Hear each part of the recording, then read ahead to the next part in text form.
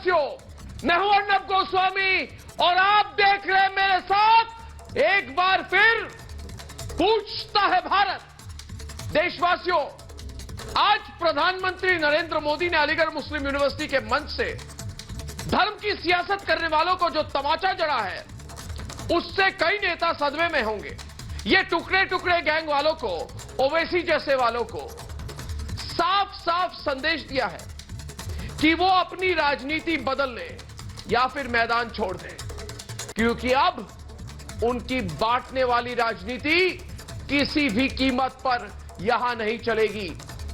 किसी भी धर्म को वोट बैंक की तरह इस्तेमाल नहीं होने दिया जाएगा। किसी के मन में किसी तरह का भ्रम नहीं भरने देंगे।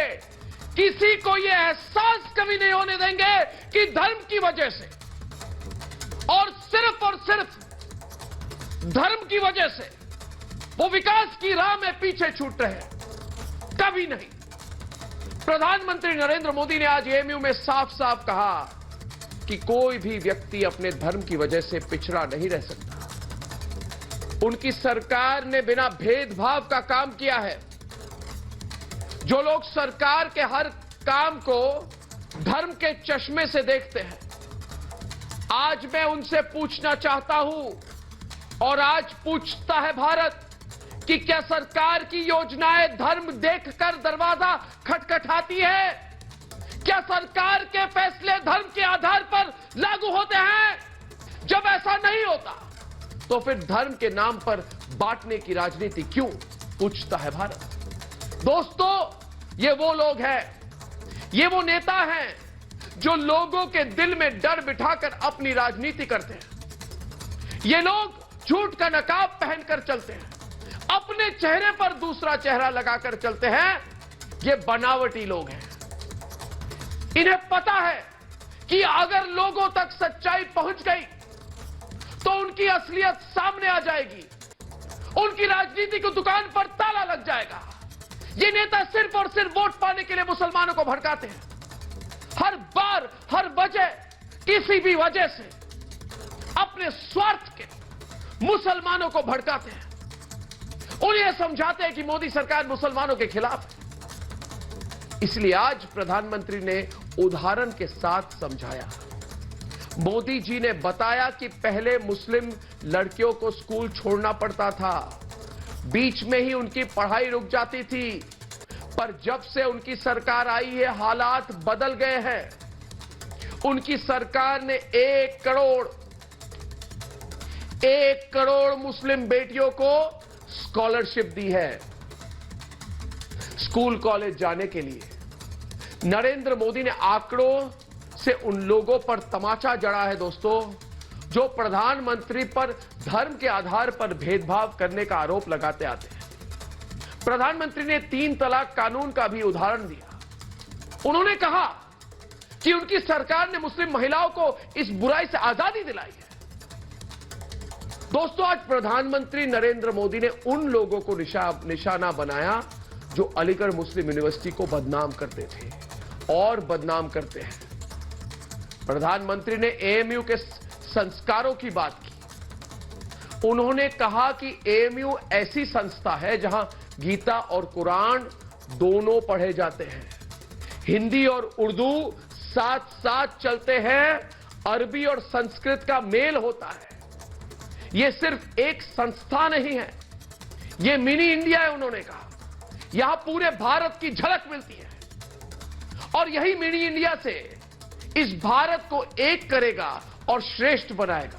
पर कुछ लोगों को इसी मिनी इंडिया को बदनाम करने की कोशिश करते रहते हैं। कभी जिन्ना के नाम पर, कभी जिन्ना के नाम पर ये लोग, ये बेशरम लोग, और कभी सीए एनआरसी के नाम पर एएमयू कैंपस को झुलसाने की कोशिश होती है। दोस्तों, इन लोगों से हम सब लोगों को सावधान होना होगा। दोस्तों, ये न्यू इंडिया है और अब वक्त आ गया है कि देश की प्रगति को राजनीति के चश्मे से देखना बंद किया जाए। प्रधानमंत्री ने साफ संदेश दे दिया है कि समाज राजनीति से ऊपर है। दंगे की राजनीति करने वालों को अब समझ आ जाना चाहिए कि उनकी दाल नहीं गलने वाली।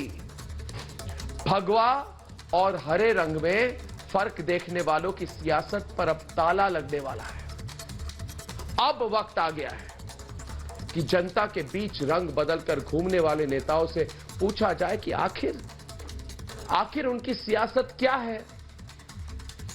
इसलिए आज पूछता हूं मैं, और आप भी पूछिए, और हमारे साथ पूछेगा सारा भारत कि क्या तुष्टीकरण की राजनीति करने वालों को जनता नकारेगी। और पूछता है भारत, क्या हिंदू मुस्लिम के नाम पर वोट बटोरने वालों की सियासत अब बंद होगी। और पूछता है भारत कि क्या नरेंद्र मोदी के संदेश से टुकड़े टुकड़े गैंग पर असर होगा। और सबसे बड़ा सवाल दोस्तों, आज पूछता है भारत कि जो लोग धर्म के नाम पर देश बांटने की सियासत करते हैं, उनका बहिष्कार क्यों ना हो, पूर्ण बहिष्कार क्यों ना हो। यह सवाल सिर्फ आप नहीं, मैं नहीं, हमारे साथ पूछता है सारा भारत।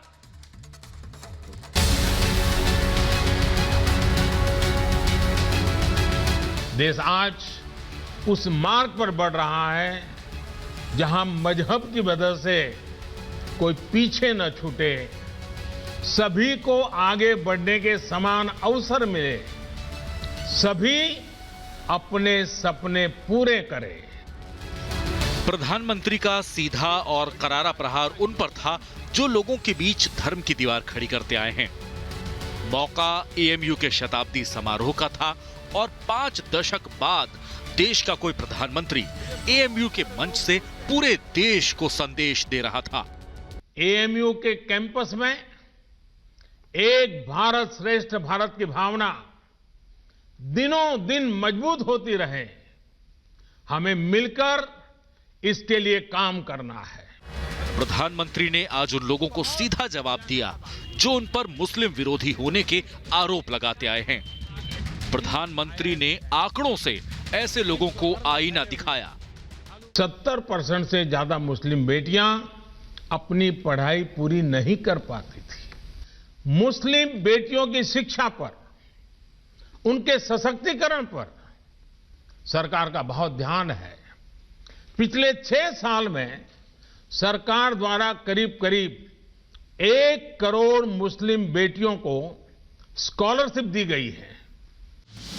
प्रधानमंत्री ने एएमयू के संस्कारों की बात कही, कहा कि एएमयू मिनी इंडिया है, यहां पूरे देश की झलक मिलती है। एएमयू कैंपस अपने आप में एक शहर की तरह है, एक मिनी इंडिया भी नजर आता है। एक तरफ उर्दू पढ़ाई जाती है तो हिंदी भी, अरबी पढ़ाई जाती है तो यहां संस्कृत की शिक्षा का भी एक सदी पुराना संस्थान है। यहां की लाइब्रेरी में कुरान की मैन्युस्क्रिप्ट है तो गीता रामायण के अनुवाद भी उतने ही सहज कर रखे गए हैं। धर्म की राजनीति करने वालों ने एएमयू को बीते कुछ सालों में एक प्रयोगशाला बना दिया था।